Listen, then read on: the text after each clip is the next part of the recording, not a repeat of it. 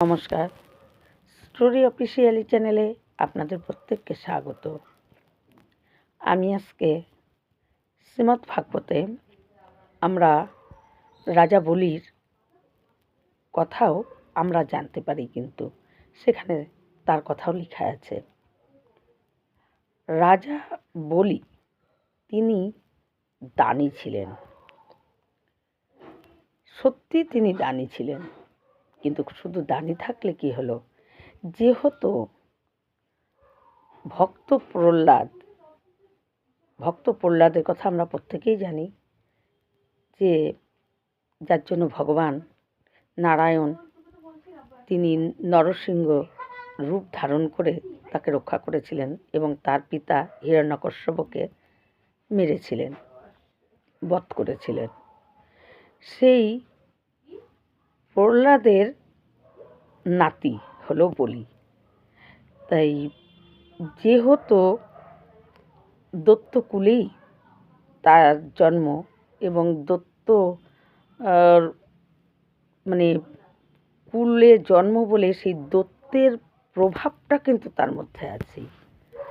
তিনি দানী ছিলেন, কিন্তু শুধুই যে দানী তা না, তিনি অনেক রকম ভাবে এবং অনেক খারাপ কাজও তিনি অনেক করতেন, অধর্ম কাজ। তার শক্তি বলে তিনি ত্রিভুবনের রাজা হয়েছিলেন। কিন্তু একবার ইন্দ্রর সঙ্গে ইন্দ্র যে দেবতাদের রাজা, তাই ইন্দ্রের পদ থেকে সরিয়ে সে নিজে রাজা হয়। কিন্তু এই বলির গুরুদেব ছিল শুক্রাচার্য, কারণ দত্তদের গুরু আর দেবতাদের গুরুর মধ্যে দুজন কিন্তু আলাদা। দেবতাদের গুরু হলো বৃহস্পতি আর দত্তদের গুরু হলো শুক্রাচার্য। তাই শুক্রাচার্য দত্ত গুরু, বলি গুরুদেব শুক্রাচার্যই ছিল। কিন্তু বলি যখন দেখে যে ইন্দ্রের পদটাকে নেওয়ার জন্য তিনি 99 বার যজ্ঞ করেছে, কিন্তু আর একবার যজ্ঞ করলেই চিরদিনের মতো ওই ইন্দ্রের পদটা বলি পেয়ে যেত। কিন্তু 99 বার যখন তাহার যজ্ঞ সমাপ্ত হয়েছে এবং সুসম্পন্ন হয়েছে, আর একবার যজ্ঞ বাকি আছে, কিন্তু সেই একবার যজ্ঞ যদি বলি সম্পূর্ণভাবে করতে পারে, তাহলে তো বলির চিরদিনের জন্য ইন্দ্রের পদ তাকে সে পেয়ে যাবে। তাই ওই 99 বার যজ্ঞ সম্পন্ন হওয়ার পর যখন আর একবার 100 পূরণ করার জন্য যখন যজ্ঞ শুরু করে, সেই যজ্ঞে তাকে ভঙ্গ করা হয়, সেই যজ্ঞ বলির সম্পূর্ণ হয় না। এবং এই ত্রিভুবনের অধিপতি বলি তিনি রাজ্য বিস্তার করতে করতে তার শক্তি বলে তাই ভগবান তখন ওই বামন রূপ তিনি অবতার হয়। বামন অবতার ভগবান বিষ্ণু বামন অবতার হয়ে একটা ছোট্ট, খুব সুন্দর এবং তার অপূর্ব সে দেখতে, কিন্তু ছোট্ট একটা ব্রাহ্মণের রূপ ধরে বামন, তার হাইট খুব ছোট, তার জন্য তাকে বামন অবতার বলা হয়। এবং সেই বলির কাছে যায়।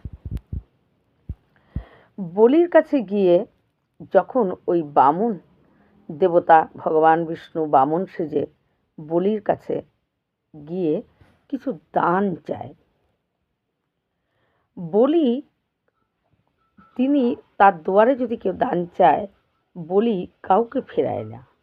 বলি প্রত্যেককে কিছু না কিছু দান করেই, এবং যে যেটা চায় তাকে সেই মতোই দান করার চেষ্টা করে বা বলি দান দেয়।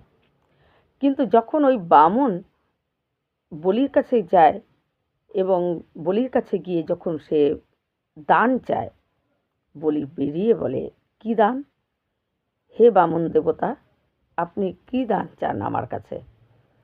তখন সেই বামন বলে যে আমি 3 পা ভূমি চাই। তখন বলি বলে 3 পা ভূমি? আর একটা বামন, অর্থাৎ এত ছোট্ট আপনার রূপ, তাই আপনার পাগুলোও কত ছোট ছোট, তাই আপনার পায়ের ওই 3 পা ভূমি নিয়ে কী করবেন? আপনি যদি চান আমি অনেক জমি এবং এক একটা মানে বিস্তার একটা রাজ্য, গ্রাম, গ্রামকে গ্রাম আমি আপনার নামে দান করে দিতে পারি। কিন্তু সেই বামন বলে যে না না, আমি 3 পা ভূমি ছাড়া আর অন্য কিছু চাই না। কারণ এই 3 পা ভূমিতে আমি যাতে কোনো রকমে বসে ভগবানের নাম জপ তপ করতে পারি, তাছাড়া আমার আর কোনো কিছু দরকার নেই। বলি তখন বলে যে ঠিক আছে, আপনি যেরকম 3 পা ভূমি ছাড়া আর অন্য কিছু নেবেন না, তার থেকে বেশি কিছু নেবেন না, তাহলে আমি এক কাজ করি, আপনার থেকে আমার পাটা বড়, তা আমার পা মেপে আপনাকে 3 পা ভূমি দেই।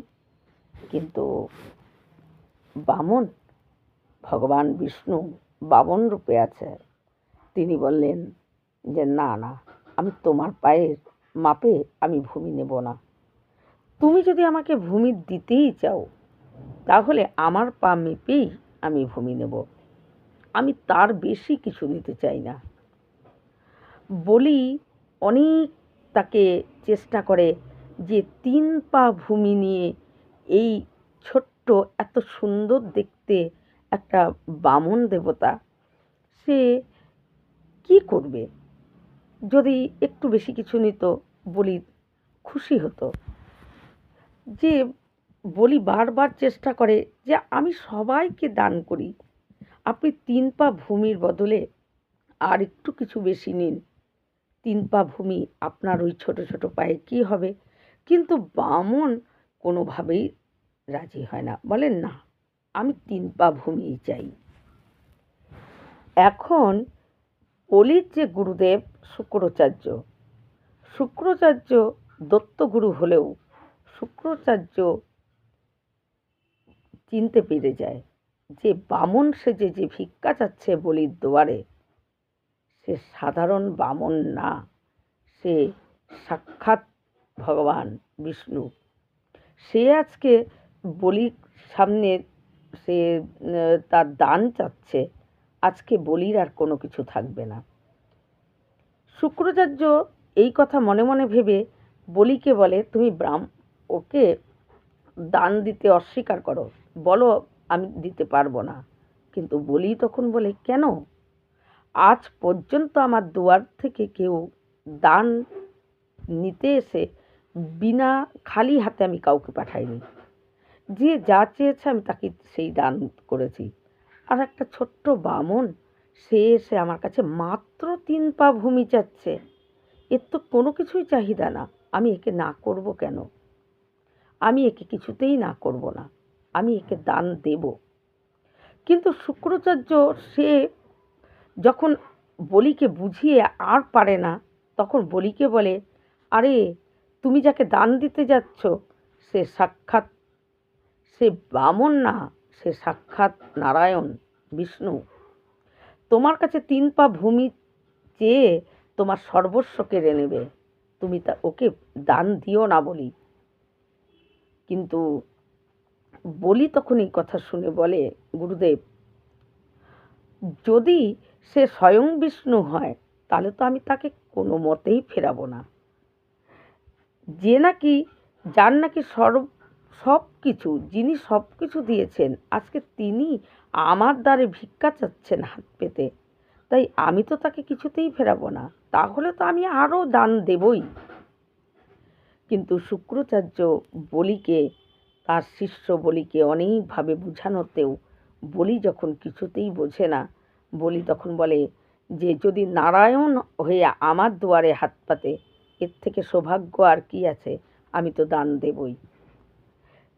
তারপর যখন শুক্রাচার্য আর বলির মধ্যে এরকম কথাবার্তা হচ্ছে, তখন ওই ছোট্ট বামন বলে, দেখো বলি, যদি তুমি দান দাও তো আমার সামনে সংকল্প করো, আর যদি তুমি আমাকে না দিতে চাও দান, তাহলে তুমি মুখ দিয়ে বলে দাও আমি চলে যাচ্ছি। তুমি যেটা করবে আমাকে সেটাই বলো।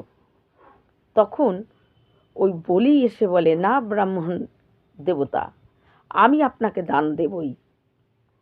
তখন সেই বামন বলে যে যদি তুমি আমাকে দান দিতেই চাও তাহলে হাতে জল নিয়ে সংকল্প করো, সংকল্প ছাড়া আমি কোনো দান গ্রহণ করব না। বলি তখন সংকল্প করাতে রাজি হয়ে যায়। এদিকে শুক্রাচার্য তার গুরুদেব মনে মনে বলিকে যখন বলেও আটকাতে পারেনি, কিন্তু শুক্রাচার্য চিনতে পেরেছিল যে একটা বামন রূপ ধরে সাক্ষাৎ তিলকীনাথ তার দুয়ারে দাঁড়িয়ে আছে। কিন্তু শুক্রাচার্য যখন বলিকে কিছুতেই বোঝাতে পারে না বলি দান দেবে, হাতে সংকল্প করতে চায় বলি যখন বলে যে ঠিক আছে, আমি সংকল্প করছি, আপনাকে 3 পা ভূমি আমি দেব। আপনি যদি আরও কিছু বেশি চান আমি তাহলে আরও খুশি হতাম, কিন্তু আপনি যেরকম নেবেন না, 3 পা ভূমি আমার থেকে নেবেন, আমি সেটাই সংকল্প করছি। বামন দেবতা যেই কমণ্ডল থেকে বলির হাতে জল দিতে যায় সংকল্প করানোর জন্য, অমনি দেখে কমণ্ডলের নল থেকে জল পড়ছে না। আসলে জল পড়ছে না তার কারণ শুক্রাচার্য যখন বলিকে নানা রকমভাবে বুঝিয়েও তাকে কিছুতেই এই দান করার থেকে তাকে মানা করতে করতেও, কিন্তু শুক্রাচার্য গুরুদেবের কথা যখন বলি অমান্য করে, বলি যখন বলে আমি দান দেবই, তাকে যখন বলে স্বয়ং বিষ্ণু, তাও বলি আরও দান দেওয়ার জন্য প্রস্তুত হয়ে যায়, তাহলে তো সে আরও দান দেবে। শুক্রাচার্য তখন বলিকে তার শিষ্যকে বাঁচানোর জন্য একটা ছোট্ট রূপ ধরে সেই কমণ্ডলের নলের মধ্যে ঢুকে যায়। নলের মধ্যে ঢুকে যায়, যার জন্য যখন বামন দেবতা তার বলির হাতে জল ঢালতে চায়, এদিকে নল থেকে জল পড়ছে না। তখন একটা ঘাসের যে কুশ থাকে, সেই শক্ত কুশ দিয়ে ওই বামন দেবতা সে বুঝতে পারে যে শুক্রাচার্য তার নলের মধ্যে বসে আছে, যাতে বলি সংকল্প করতে না পারে। আর সংকল্প যদি না করতে পারে তাহলে বামন দেবতা তার থেকে কোনো দান নেবে না, তাই সে নলের মধ্যে বসে আছে তার গুরুদেব।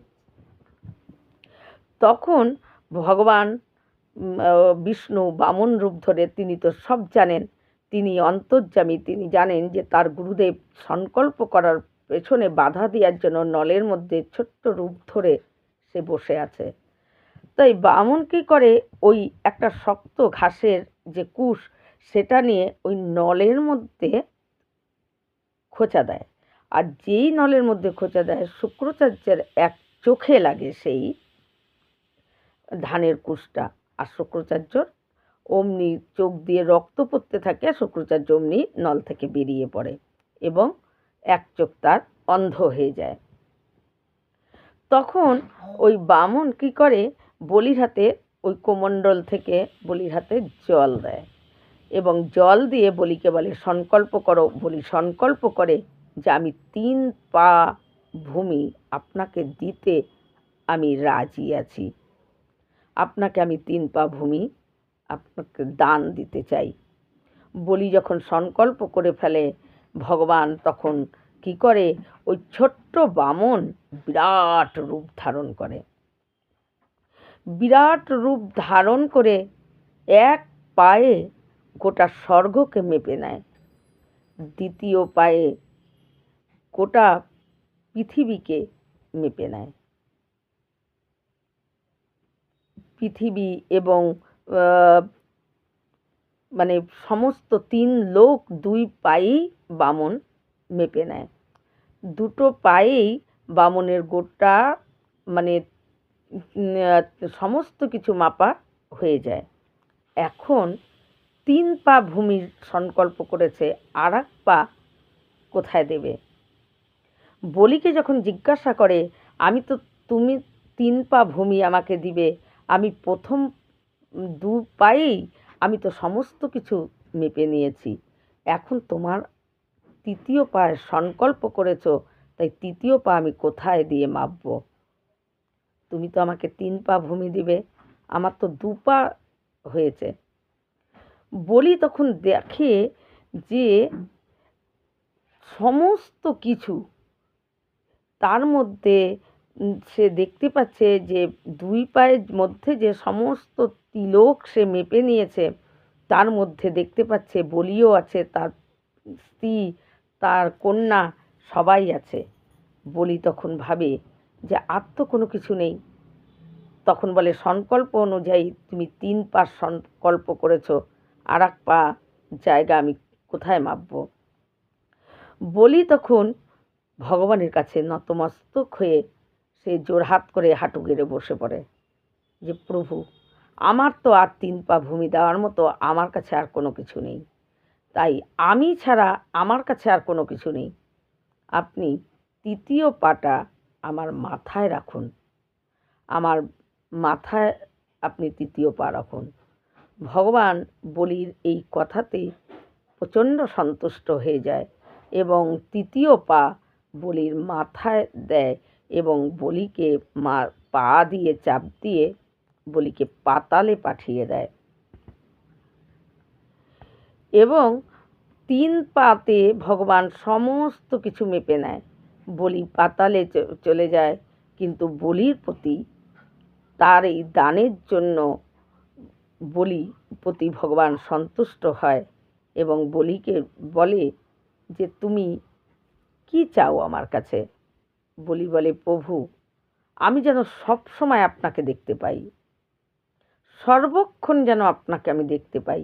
আমি পাতালে আছি, পাতালে রাজত্ব করব, কিন্তু আমি যেন আমার দুয়ার থেকে বেরালেই আপনাকে আগে দর্শন হয়। ভগবান তখন বলে, তাই হবে। এই বলে ভগবান বলিকে কথা দেয়, তুমি পাতালে রাজত্ব করবে, আর তোমার ওই পাতালে দ্বারপাল রূপে আমিই থাকব। তুমি যখনই ওই বার হবে, প্রথমে তুমি আমাকেই দেখতে পাবে। তাই ভগবান বলিকে এই বর দেয়। আসলে এখানে আর একটা মত আছে যে শুক্রাচার্য গুরুদেব তার শিষ্যকে বাঁচানোর জন্য তিনি ওই কোমণ্ডলের নলের মধ্যে সূক্ষ্ম একটা ক্ষুদ্র শরীর নিয়ে তিনি ঢুকেছিলেন, যাতে সংকল্প করতে না পারে। আর ভগবান সব কিছু জেনেও তার এক চোখ কানা হয়ে যায়। তাই এখানে হলো, যদি কেউ দান করতে চায়, অনেক সময় দেখা যায় যে কারো হয়তো দান করার মতো মত আছে যে আমি একে একটু দান করব, কিন্তু আর যে কোনো কেউ এসে তাকে বাধা দিতে থাকে এবং তার বাধা দিতে থাকে যে এত দান করার কি আছে, এত দান করে কোনো লাভ নেই, তার থেকে নিজের জন্য রাখো। এই দানে যে বাধা দেয়, এখানে দান করার সময় যদি কেউ দান করার মতো কারো মন থাকে এবং তখন তাকে যদি কেউ বাধা দেয়, তার পরিণাম ওই শুক্রাচার্যর যেরকম হয়েছিল সেটাই হয়। কারণ কেউ যদি দান করতে চায়, তাকে কখনো বাধা দিতে নেই। বাধা দেওয়াটাও হলো একটা সবচাইতে খারাপ কাজ। নিজে তো দান করছি না, উপরন্তু কেউ যদি দান করতে চায় কোনো কিছু, তাকে যদি বাধা দেয়, তার কিন্তু সেই একটা পাপ, একটা খারাপ কর্ম হয়ে যায়। তাই ভগবান শুক্রাচার্যর চোখ কানা করে এটাই বুঝিয়েছে, যদি কেউ দান করতে চায় তাকে কখনো বাধা দিতে নেই।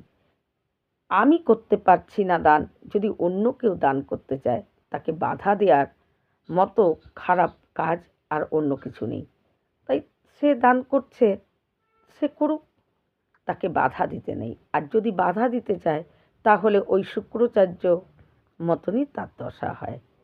তাই এটাই হলো আমাদেরকে বুঝিয়েছে ভগবান এই বলির মাধ্যমে, যে দান করা, কেউ যদি দান করতে চায়, সেখানে যদি গুরুদেবও বাধা দেয়, তারও যেহেতু সে গুরুদেব, সে বাধা দিচ্ছে বলে যে তার খারাপ কর্ম হবে না বা তার সে শাস্তি পাবে না তা কিন্তু না।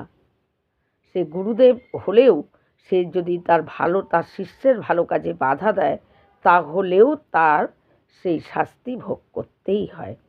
সে গুরুদেবই হোক আর যেই হোক, যে কোনো কেউ দান করতে গেলে তাকে বাধা দিলে তার শাস্তি মিলবেই। তাই এই শুক্রাচার্যর এক চোখ কানা হয়ে যায়। এই রকম ভিডিও পাওয়ার জন্য আমার চ্যানেলটিকে সাবস্ক্রাইব করবেন। নমস্কার।